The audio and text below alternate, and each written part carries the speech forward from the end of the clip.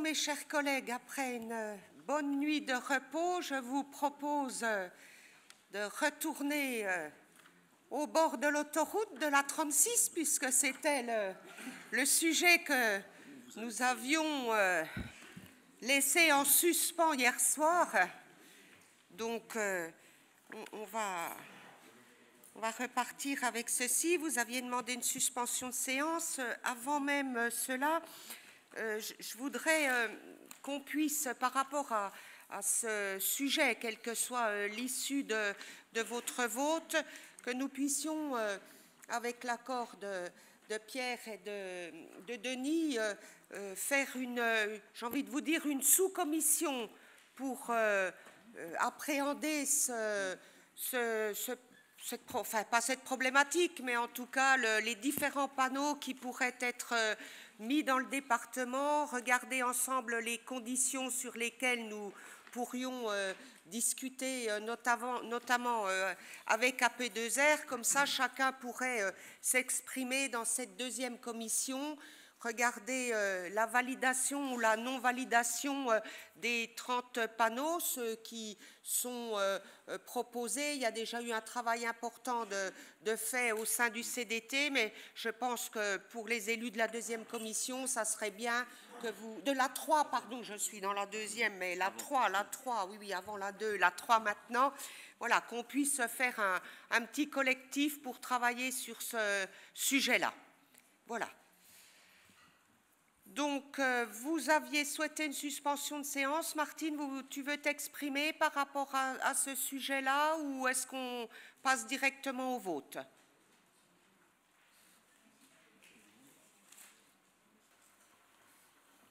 Donc, merci Madame la Présidente. On comprend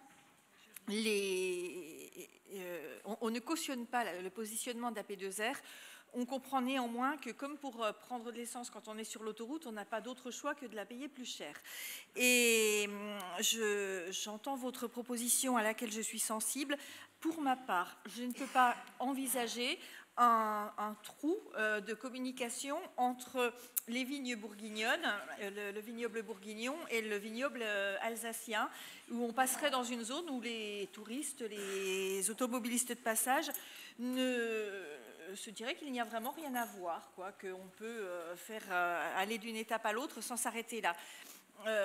Je pense qu'il est important de communiquer, de montrer notre patrimoine, que ce soit du patrimoine vivant, du patrimoine agricole, du patrimoine de pierre, et que malheureusement, nous sommes otages, d'une certaine manière, de la société d'autoroute. Donc, on n'est pas tous forcément sur la même longueur d'onde au sein du groupe, parce qu'on est... certains seraient plus sur le fait de dire on laisse AP2R se débrouiller. Donc, je pense que je veux bien rejoindre, puisque je suis dans la 3e commission, ou peut-être si Raphaël veut y aller, l'un de nous deux rejoindra ce groupe de travail. Et dans l'attente, nous nous abstiendrons sur ce rapport. D'accord. Donc, on ne poursuit pas plus les débats par rapport à ce dossier-là. On l'a largement évoqué hier. Je vous fais la proposition de faire un sous-groupe pour qu'on puisse vraiment prendre les tenants, les aboutissants, les modalités d'échange avec AP2R, et puis que nous puissions aussi retenir les différents panneaux suite au groupe de travail du CDT. Voilà, qu'on soit tous sur la même longueur d'onde, qui va prolonger une signalétique départementale. Hein. C'est ça qui est important aussi. Bon, donc on passe au vote. Y a-t-il des oppositions? Des abstentions? Donc, à la majorité, je vous remercie. Donc, sans plus tarder, je dois aussi vous indiquer donc, le pouvoir. Martine, tu as le pouvoir de Frédéric, hein. Voilà, pour les votes, que chacun soit bien au courant de pour qui il est représenté. Et nous passons au rapport 307 avec Denis. Merci, Présidente. Ce rapport est en lien avec l'économie, avec deux axes, le partenariat avec le bloc communal et le soutien au développement économique. Sur le premier axe, du partenariat avec le bloc communal, deux sous-axes, si je puis dire, l'immobilier d'entreprise et puis le soutien aux entreprises et services marchands en milieu rural. Il n'y a pas de ligne budgétaire spécifique, mais vous savez que peut s'étudier avec les EPCI la possibilité d'une délégation partielle de compétences. La loi NOTRe a transféré la compétence au bloc communal, tout en autorisant un transfert total ou partiel de la compétence d'octroi au département. Pour l'instant, il n'y a pas de vrais échanges avec les EPCI sur ce terrain-là qui ont peut-être bien d'autres préoccupations, mais dans le cadre de la mise en place des contrats PAC CAP 25, pourra être étudiées les possibilités de conventionnement à l'initiative des EPCI, avec une mise en œuvre opérationnelle à compter de 2019, pour peu qu'ils en fassent la demande. Sur le soutien aux entreprises et services marchands en milieu rural, vous savez que le département peut contribuer au financement de ces opérations en faveur des entreprises de services marchands nécessaires à la population en milieu rural et dont la maîtrise d'ouvrage est assurée par une commune ou un EPCI. Mais ces projets détectés localement seront eux aussi examinés dans le cadre des contrats PAC CAP 25 et intégrés aux programmations d'investissement. Sur le soutien au développement économique, ou plutôt la fin du soutien direct au développement économique, un certain nombre de démarches ont abouti dans le courant de l'année 2017, et notamment la sortie du département des syndicats mixtes à vocation économique dont il était membre, à savoir le SMEBO, à savoir Thémis, et le syndicat mixte de la zone de l'échangeur à Haute-Chaux-Baume-les-Dames. La sortie de ces syndicats mixtes est effective depuis le 1er janvier 2017. S'agissant des syndicats mixtes de gestion d'aérodromes, le département, vous le savez, est membre de ces deux syndicats, de Besançon-Lavez et du Pays de Montbéliard. Il a indiqué dès 2017 engager une démarche conjointe avec les agglomérations, avec l'État, demandant à ce que la région se substitue au département au sein des deux syndicats. Et dans l'attente du positionnement régional, le département avait décidé de se maintenir de manière exceptionnelle, notamment sa participation statutaire de 2017. Les discussions n'ont pas énormément avancé en tout cas. La Chambre de commerce et d'industrie, la CCIT du Doubs, a réitéré elle aussi sa volonté de se retirer des deux syndicats propriétaires des plateformes du Doubs, mais eu égard à ses difficultés financières, de sorte que le positionnement de l'ensemble des acteurs est désormais connu. Il est proposé que le département confirme sa non-participation au financement en 2018, après ces 2 années de financement transitoire. Sur le volet des SEM, SPL, Bâti-Franc et autres, le département, vous le savez, était membre d'un certain nombre de sociétés d'économie mixte ou sociétés publiques locales à vocation économique et a conduit dès 2016 et poursuivi en 2017 ce processus de cession de ses participations. Les démarches sont traduites par la cession à la CAGB fin 2016 des 2/3 des actions qui étaient détenues par le département dans le capital de la SEM Actia, puis la cession du capital résiduel à la région Bourgogne-Franche-Comté, de sorte que le département sort définitivement du capital d'Actia dès 2018. Il y a eu aussi la cession à la région fin 2017 de l'action détenue dans la SPL ARD. Il y a eu encore la sortie du capital de la CMPMIE, sortie complète donc dès 2018. Et enfin, la vente fin 2017 au bénéfice de la région du capital détenu dans Bâti-Franc, conduisant aussi la sortie complète du département du capital de cette structure en 2018. Donc globalement, sur ces 4 cessions, c'est une prévision de recettes d'investissement de 708 847 €. Sur ce volet aussi, le département, dès 2014, avait engagé le recouvrement progressif du fonds ADIGE.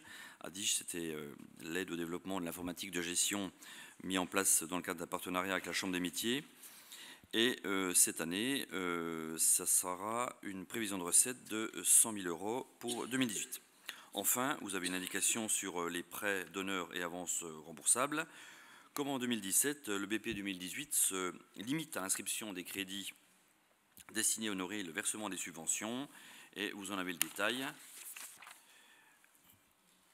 Il y a en crédit le versement du solde des participations attendu auprès du département pour les projets labellisés dans le cadre du pôle des compétitivités, c'est 32 350 €.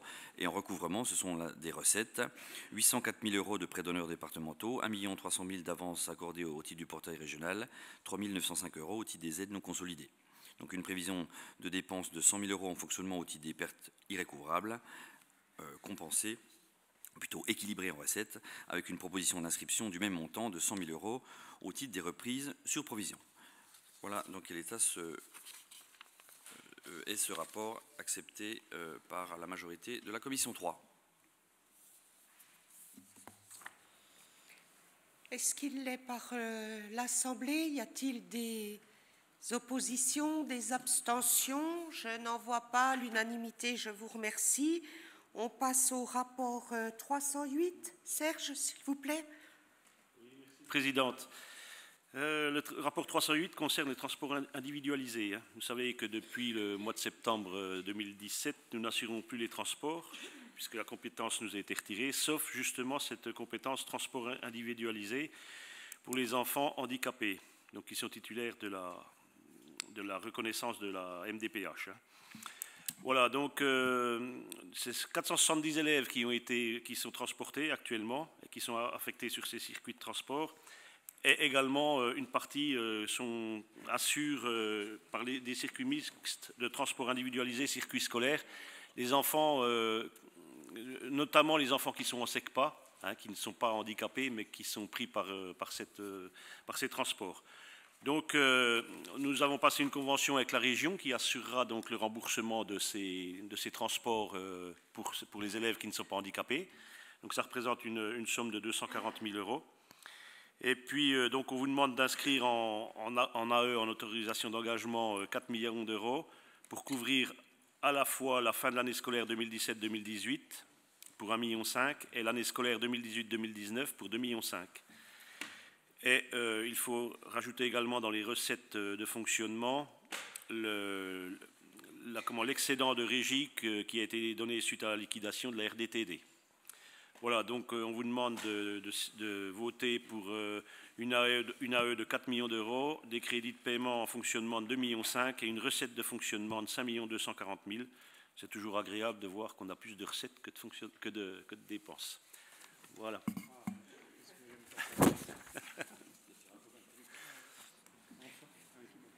Ça doit ravir le vice-président aux finances, n'est-ce pas? Je t'entends sourire.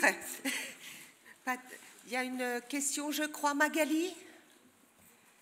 Oui, Madame la Présidente, en fait, ce n'est pas une question, c'est simplement une remarque. Je vous en avais déjà fait part, mais même si nous avons perdu cette compétence transport scolaire, je souhaite quand même porter en connaissance de l'Assemblée qu'il y a notamment des soucis de transport pour scolaires au niveau de PMA.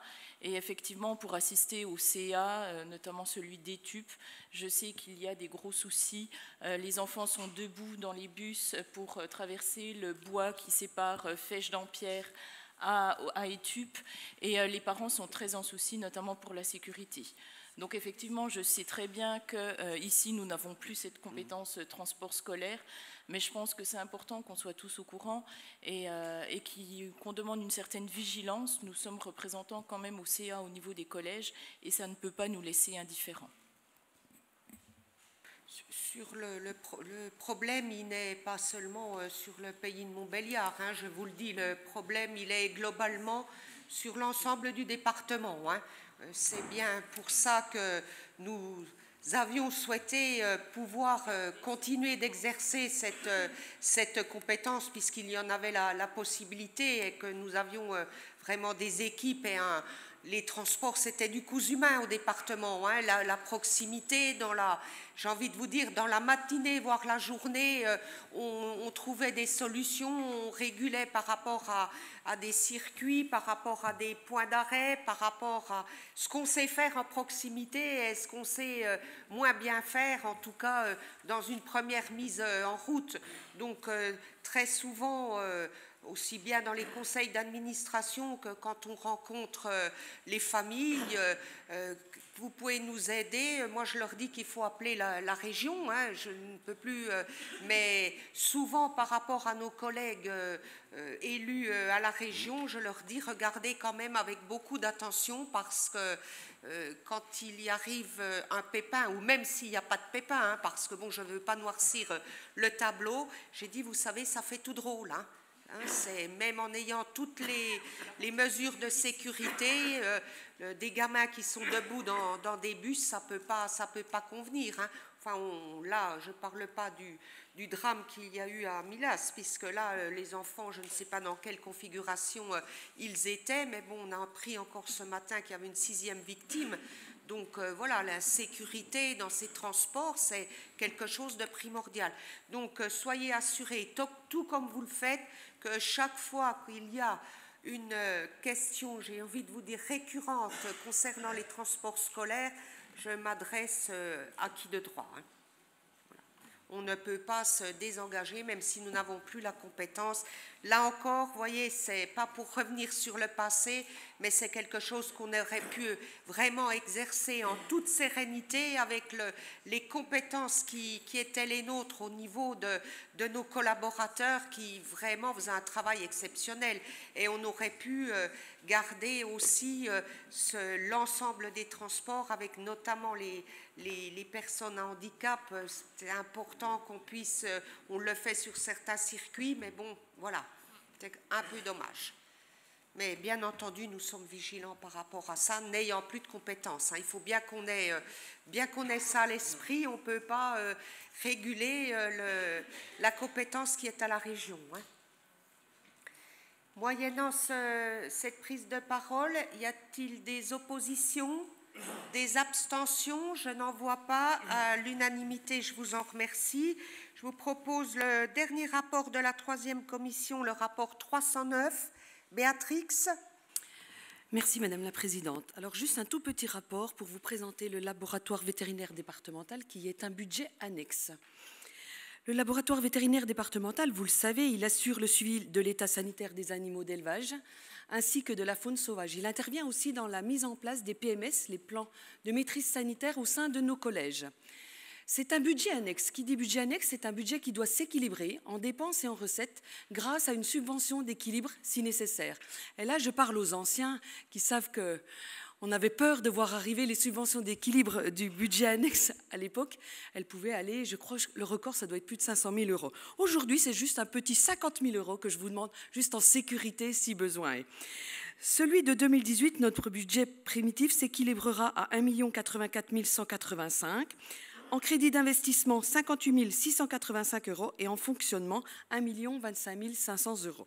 Alors pour 2018, nous allons travailler sur une nouvelle grille tarifaire parce que puisqu'il n'y a plus de minoration, aujourd'hui, c'est la facturation au juste prix. Donc tous les ans, il faut réactualiser. Et puis, on est dans un secteur de très forte concurrence.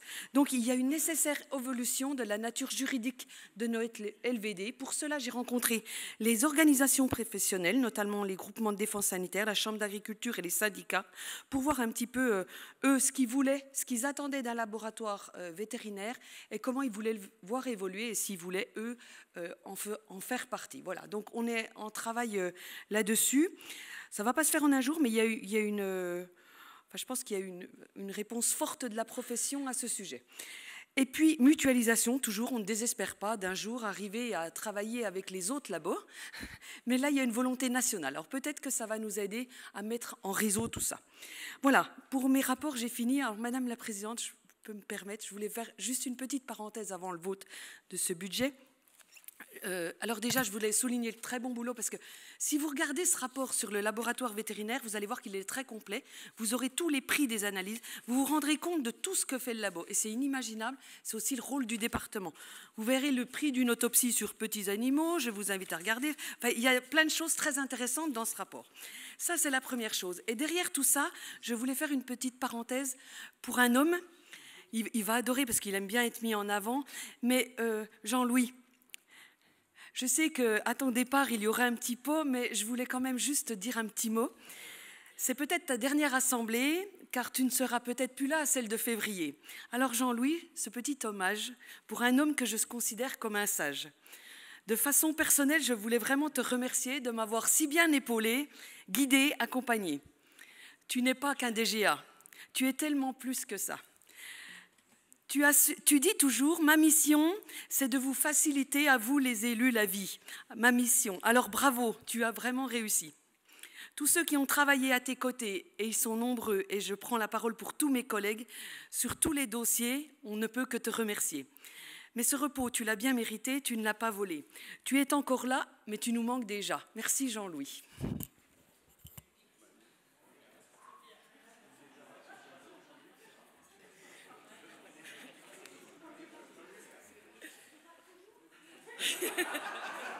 Et merde, j'ai raté.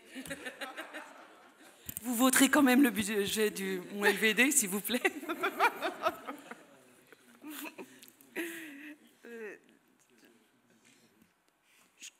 Alain. Oui, je ne voudrais pas troubler cette euphorie quand même, mais ce que je regrette, puisqu'on parle des services vétérinaires du département, je regrette que la préfecture, que les services de l'État ne les aient pas mandatés pour aller voir ce qui se passait à côté de Saint-Vite.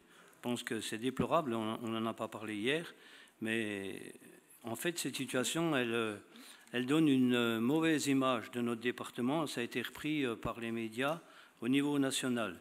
Et puis, pourquoi je parle de ça? Parce que je suis très sensible à cette situation. Quand on a eu la crise de la vache folle en 2000, novembre 2000, je m'étais inquiété de la situation. Enfin, c'est mon président de commission à l'époque, André Cunet, qui m'avait mandaté avec le président Rollin. Il faut savoir qu'il y a entre 75 et 85 négociants bestiaux qui étaient touchés de plein fouet par cette crise. Ben là, il n'y a rien de similaire, mais pour dire. Et on avait entrepris des démarches auprès de la préfecture, de la région et du département pour alléger leurs charges sociales afin de leur permettre de poursuivre leur activité, parce qu'effectivement, il n'y avait plus la confiance des consommateurs, donc de l'abattage.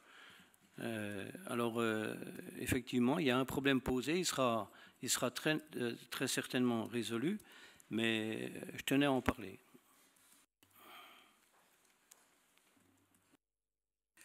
Oui, alors c'est vrai qu'on ne peut pas rester indifférent à ce qui s'est passé à Saint-Vite.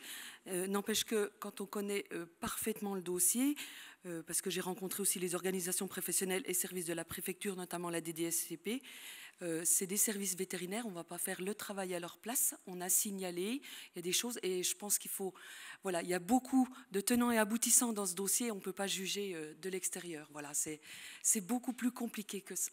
Mais c'est le travail des services vétérinaires. On ne va pas se substituer. Notre labo voilà, est qu'un outil du suivi sanitaire, mais il ne doit pas intervenir dans ces choses-là.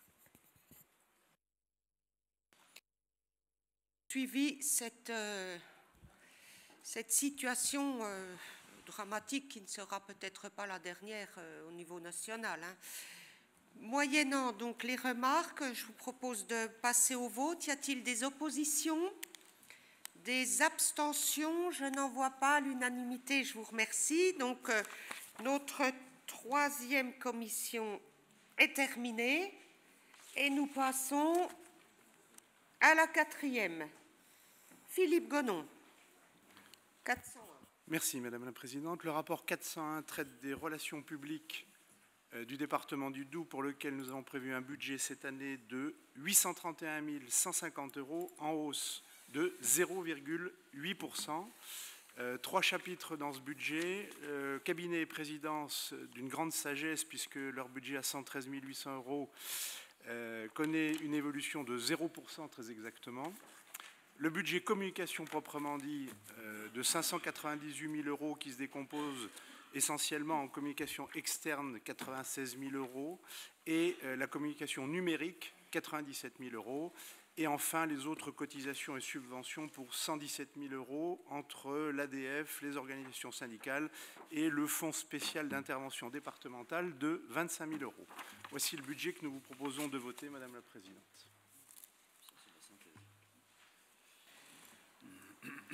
Pas de remarques sur ce budget communication, donc je vous propose de le passer au vote. Y a-t-il des oppositions, des abstentions? Je n'en vois pas. À l'unanimité, je vous en remercie. Le rapport suivant, le rapport 402, Philippe. Modernisation de l'action publique, qui marque un effort sans précédent de la collectivité en matière d'évolution de ses pratiques avec une AP de 6 181 000 euros et des crédits d'investissement de 1 666 000 et des crédits de fonctionnement de 4 270 000, en hausse respectivement de 48% et en hausse de 22%. C'est dire l'effort que nous allons consentir en la matière. Cette modernisation de l'action publique, c'est tout d'abord l'amélioration de la performance de l'action de notre département, notamment en termes d'expertise juridique avec un budget de 92 000 euros, essentiellement des recours à des conseils extérieurs pour sécuriser nos délibérations, et de l'efficience numérique. Là, c'est le point fort de ce dossier, c'est le schéma départemental des usages numériques que vous aviez adopté en 2007 et qui traduit l'ambition de CAP 25 de développer l'efficience numérique au sein du conseil départemental par une large diffusion des technologies numériques. Et là, vous voyez les budgets qui sont affectés en crédit d'investissement d'1 660 000 en hausse de 21% par rapport à l'année dernière, et les crédits de fonctionnement en hausse de 13%, près de 14%, à 2 350 000 euros. Alors, je ne vais peut-être pas passer l'ensemble des postes budgétaires qui sont concernés, mais simplement je voulais vous citer le développement des usages numériques avec des investissements à hauteur de 593 000 euros. Ce sont essentiellement l'acquisition de nouveaux logiciels pour la gestion des subventions, les systèmes d'archivage, la dématérialisation, les systèmes d'information RH, les systèmes d'information sociale. La liste est longue. Et puis surtout, également, le maintien de l'opérationnalité de nos systèmes. Là, nous avons besoin de faire des efforts assez considérables en matière d'investissement concernant à la fois l'adaptation de logiciels pour les services pardon, et l'acquisition de nouveaux matériels informatiques, le tout pour 1 167 000 euros. Et puis en termes de fonctionnement, 2 352 000 pour la location des logiciels Microsoft qui nous coûte une fortune, le fonctionnement des serveurs des réseaux, la maintenance des logiciels, etc., etc. Voilà donc, Madame la Présidente, le budget que nous vous proposons de voter pour cet effort considérable en matière d'évolution de notre performance dans l'action publique.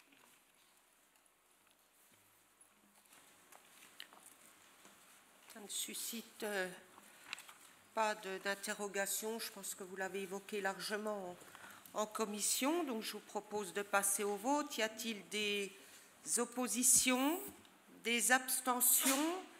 Je n'en vois pas. L'unanimité, je vous remercie. On repasse au rapport suivant, le rapport 403, ressources humaines. Florence. Merci Madame la Présidente. Donc, ce budget représente globalement 91 992 000 euros de dépenses de fonctionnement et 1 904 000 euros de recettes. Les dépenses de fonctionnement évoluent à la hausse de 3% et les recettes de fonctionnement évoluent à la hausse globalement de 40,1%. Le budget d'investissement s'élève quant à lui à 13 000 euros et ce budget des ressources humaines concerne plusieurs axes: la politique salariale et la gestion des carrières, la gestion des emplois et des compétences, la prévention santé et sécurité au travail, la politique sociale, la politique liée à l'accès à l'emploi et à l'insertion et les conseillers départementaux. La politique des ressources humaines vise 3 objectifs qui sont la mise en œuvre des orientations définies par CAP 25, le maintien du pouvoir d'achat, de la motivation et du développement des compétences des personnels et la maîtrise des dépenses de fonctionnement. Les grands dossiers menés en 2017 permettent d'avoir aujourd'hui une base fiable qui permet de porter les politiques des ressources humaines. L'organigramme défini avec la mise en place de CAP.org et le référentiel métier nous permettent d'aborder les dossiers ressources humaines à venir avec plus de sérénité. Suite au diagnostic sur les risques psychosociaux, un plan d'action a été établi.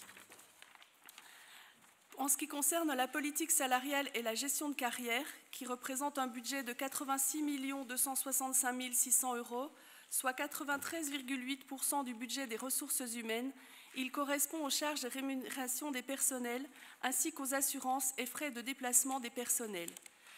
Le BP 2018 est construit sur la base du compte administratif prévisionnel 2017 en prenant en compte un certain nombre de mesures relevant soit de décisions nationales, soit de choix propres à la collectivité. Les dispositions qui génèrent des augmentations budgétaires sont les suivantes. La revalorisation des taux de cotisation sociale pour 200 000 € et l'impact du glissement vieillesse-technicité pour 500 000 €. La mise en œuvre du RIFSEP avec la volonté de, à fonction identique, régime indemnitaire identique qui mobilise 1 400 000 €. À partir du 1er janvier, contractuels et titulaires bénéficieront des mêmes modalités de rémunération. Les dépenses concernant les mouvements de personnel et les recrutements externes intervenus lors du dernier trimestre 2017 pour 1,5 million d'euros, ajoutés aux 4 postes créés en décision modificative numéro 2. La suppression du budget annexe du parc routier, soit l'intégration de 43 agents sur ce budget des ressources humaines et 1 801 000 € de dépenses. D'autres dispositions conduisent à une réduction des dépenses. La collectivité s'inscrit dans la volonté nationale de réduction des 120 000 postes sur 5 ans et prévoit pour 2018 une suppression de 30 postes, soit pour 2018 une diminution de 300 000 €. Une diminution de 100 000 € est attendue du fait du rétablissement du jour de carence. Et le transfert de la compétence transport induit une diminution de 418 000 €. Par ailleurs, les recettes augmentent de manière considérable, essentiellement du fait de 2 conventionnements avec la MDPH et le FIDPH. En ce qui concerne la gestion des emplois et des compétences, elle doit être mobilisée pour accompagner l'organisation des personnels dans leurs évolutions. Le plan de formation 2016-2018 et le règlement de formation ont été actualisés pour mieux répondre aux besoins des personnels et de la collectivité. Ce sont 404 850 € qui sont consacrés à la formation. Par ailleurs, 59 150 € sont dédiés au financement des frais de recrutement et à la validation des transformations de postes figurant dans ce rapport. Et 24 300 € sont consacrés aux études. L'accent sera mis en 2018 sur la gestion des emplois et des compétences. En ce qui concerne la prévention, santé et sécurité au travail, qui est un objectif majeur pour la collectivité, elle représente un budget de 240 000 € et couvre les dépenses de médecine préventive, de prévention et de sécurité, ainsi que l'acquisition d'appareillages adaptés. L'accent sera mis en 2018 sur le reclassement des personnels et le traitement des restrictions d'aptitude, la mise en œuvre des actions définies dans le plan de prévention des risques psychosociaux. En ce qui concerne la politique sociale, elle montre l'attachement de la collectivité à proposer à ses agents des mesures visant à accéder plus facilement à des activités de culture, sport ou loisirs et à l'amélioration de leur pouvoir d'achat. Cette volonté se traduit par une inscription globale de 2 243 000 € avec un maintien de la subvention allouée au COS et l'engagement d'analyser les modalités de gestion de la politique sociale au cours de l'année 2018. En ce qui concerne la politique liée à l'accès à l'emploi et à l'insertion, la collectivité est tournée vers l'avenir avec une politique volontariste dans l'accompagnement des jeunes avec l'accueil de stagiaires qui se montait à 165 à fin novembre, l'apprentissage avec 19 apprentis qui seront accueillis pour l'année 2018 et ce sont respectivement 87 500 € et 250 000 € qui seront consacrés à ces actions. Le département prévoit d'affecter en 2018 18 emplois aidés dans les collèges et 9 dans d'autres services, soit une dépense de 450 000 € pour 2018. En ce qui concerne les conseillers départementaux, les indemnités des conseillers départementaux et l'amicale des conseillers généraux représentent des dépenses de 1 897 200 €, soit une stabilité par rapport à 2017. 28 000 € seront inscrits pour la formation des élus et 86 600 € pour les indemnités de déplacement. En conclusion, ce budget des ressources humaines est un budget conséquent du point de vue financier et bénéficie d'un effort particulier de la collectivité avec la mise en place du RIFSEP.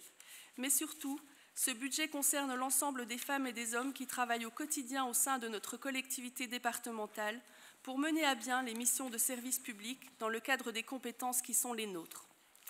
Merci.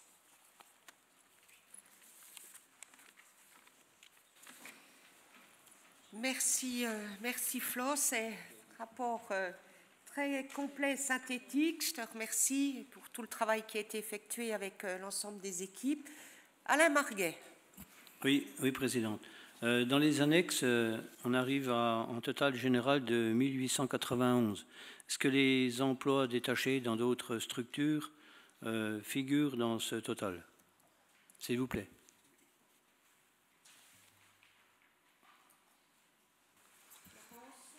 Alors, en ce qui concerne le nombre de postes, l'année donc 2017 sert d'année zéro avec la stabilisation des effectifs qui a été constatée avec la mise en place de cap.org et recense donc tous les postes qui existent au sein de la collectivité.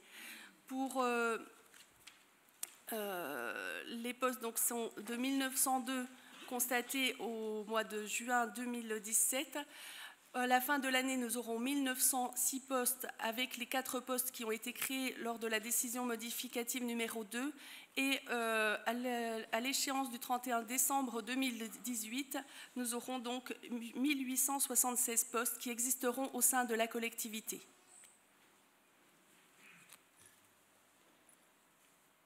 Oui, disons que c'est le chiffre juste définitif, quoi. Il n'y a pas d'autres contrats qui...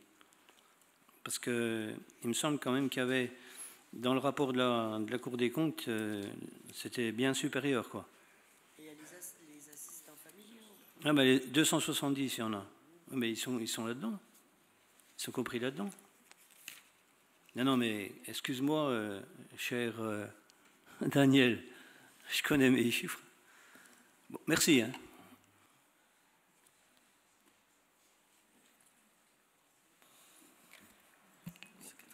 Question concernant ce rapport, je propose de le porter aux voix. Y a-t-il des oppositions, des abstentions à l'unanimité? Je vous remercie. Nous passons au rapport suivant, 404, bâtiments et moyens généraux. Florence? Donc en ce qui concerne les bâtiments et moyens généraux, donc la gestion patrimoniale, l'exploitation et la maintenance et les moyens logistiques sont indispensables pour le bon fonctionnement de la collectivité. Des locaux adaptés et fonctionnels permettent au personnel de remplir leur mission dans de bonnes conditions de travail. Dans le cadre de la gestion patrimoniale, le schéma directeur immobilier départemental qui sera présenté en mars prochain permettra de répondre aux enjeux de la loi NOTRe, du projet départemental CAP 25 et de la mise en œuvre de cap.org. Le schéma directeur immobilier départemental garantira la conformité réglementaire générale, l'adéquation fonctionnelle des locaux vis-à-vis des besoins, l'accessibilité aux personnes à mobilité réduite, l'amélioration de l'efficacité énergétique avec le lancement d'audits énergétiques, l'affectation du patrimoine en fonction des besoins des services et la poursuite des cessions. Pour la gestion patrimoniale, ce sont 10 324 000 euros d'AP avec 7 475 000 euros de crédit de paiement et 5 201 000 euros de recettes en investissement. Les opérations envisagées concernent des bâtiments qui peuvent être affectés à des missions sociales liées à l'exploitation routière ou administrative. Les autorisations de programme inscrites sont prévues pour l'aménagement des locaux de la rue Viette à Montbéliard, la modernisation du CER de Franois, divers travaux dans les CER, l'engagement de la mise en œuvre du projet immobilier pour le site de Gay-Lussac, l'extension des archives départementales, le lancement d'études de définition de Fort-Griffon, les audits énergétiques, l'acquisition du terrain de Bélieu pour le CER de Morteau, l'acquisition éventuelle de la maison Marguier à Ornans et les éventuelles acquisitions pour répondre aux enjeux de cap.org. Les crédits de paiement et d'investissement permettront de financer notamment l'aménagement de l'ASE rue Viette à Montbéliard, le début des travaux du CER de Morteau, le solde des travaux du CER de l'Île-sur-le-Doubs, les travaux sur le parc de Pontarlier, la modernisation du CER de Franois, des travaux dans les CER confortés par cap.org, la toiture de l'annexe C de l'hôtel du département, la restructuration de Gay-Lussac, l'engagement de l'extension des archives départementales, le solde des travaux liés à cap.org et différentes études ou des travaux courants dans les sites propriétés du département. L'inscription de recettes d'investissement à hauteur de 5 151 140 euros concerne la poursuite des cessions avec la gendarmerie de Saint-Hippolyte, le site Bellevue à Besançon, le domaine d'alpage de Mout, le château et divers bois sur les Auxons, l'ancienne sous-préfecture de Montbéliard, le domaine forestier des Tilleroy, du foncier 6 sur Châtillon-le-Duc. Pour la maintenance et l'exploitation, le budget a été construit sur la base des niveaux d'intervention moyens des précédents exercices, en prenant en compte la suppression du budget annexe du parc routier et les nouveaux baux conclus dans le cadre de la mise en place de cap.org, avec par exemple les nouveaux locaux qui sont loués à la City. Les inscriptions se montent à 1 121 500 € pour les dépenses d'énergie, d'eau et d'assainissement, 1 4 800 € pour les dépenses pour la maintenance courante des sites, 1 640 000 € pour le règlement des loyers et charges et 96 500 € pour le paiement des impôts et taxes liés au patrimoine départemental. Des recettes sont attendues à hauteur de 873 747 €, correspondant aux loyers perçus par le département. En ce qui concerne les moyens logistiques, cela concerne la flotte de véhicules, le mobilier, les fournitures et les prestations de services qui permettent au personnel d'avoir le matériel nécessaire pour l'exécution de leur mission. Ces moyens se traduisent budgétairement par les inscriptions suivantes. 495 000 € en dépenses d'investissement concernant l'acquisition de 17 véhicules en remplacement des locations arrivées à échéance et le remplacement de mobilier sur la base du renouvellement moyen constaté sur les précédents exercices. 991 400 € en dépenses de fonctionnement pour le fonctionnement courant des services, l'impression, les affranchissements, les fournitures de bureaux, les produits d'entretien et les déménagements mobiliers. 83 000 € en recettes de fonctionnement correspondent essentiellement au reversement de la MDPH. En parallèle de cap.org, le droit de remisage des véhicules a été réétudié et il est proposé d'acter de la fin du droit de remisage au 1er juillet 2018. L'entretien et la gestion de la flotte de véhicules seront assurés par le parc pour le compte de la DPL en 2018 et une réflexion sera engagée entre la DPL, la DRIT, la DMAP et la DFA pour définir les prochaines modalités de gestion de la flotte des véhicules. Qu'il s'agisse de gestion patrimoniale, d'exploitation et maintenance ou de moyens logistiques, les enjeux sont conséquents. Il s'agit pour la collectivité de fonctionner au plus près des besoins, qu'il s'agisse des locaux utilisés, des fournitures et du matériel.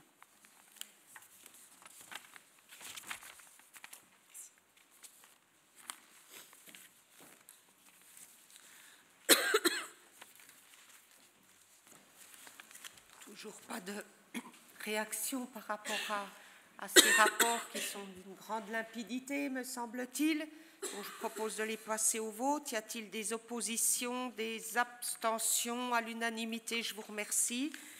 Le rapport suivant.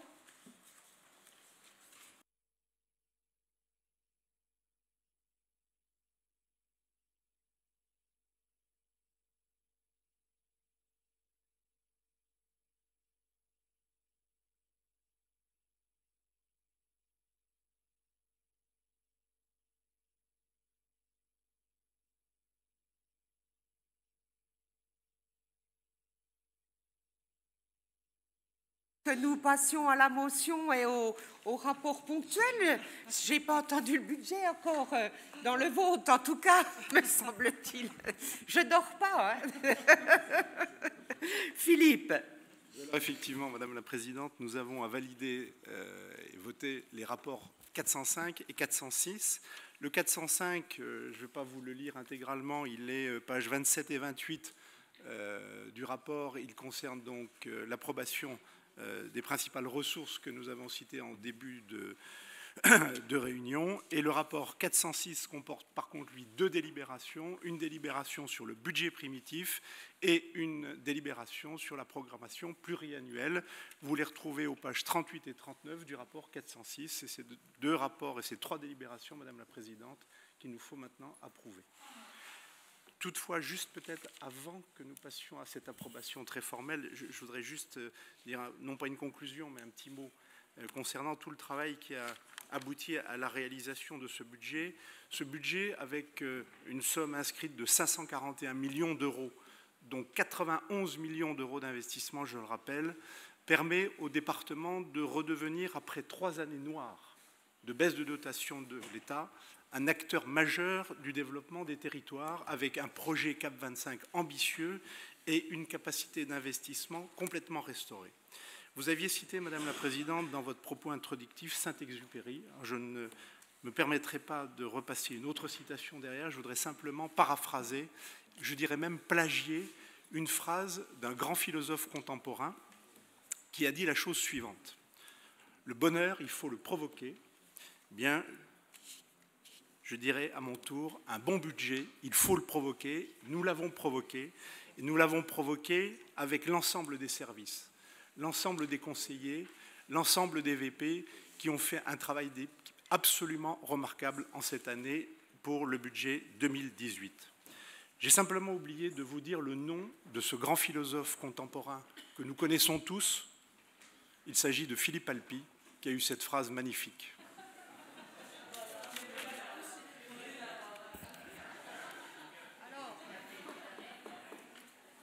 Le voilà. Je vous assure que cette entrée n'était pas du tout programmée de cette façon-là. Je redeviens plus sérieux, Madame la Présidente, maintenant que notre philosophe est arrivé.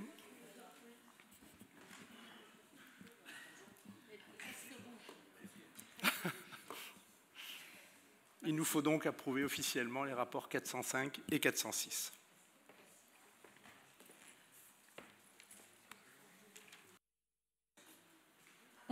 Oui, merci.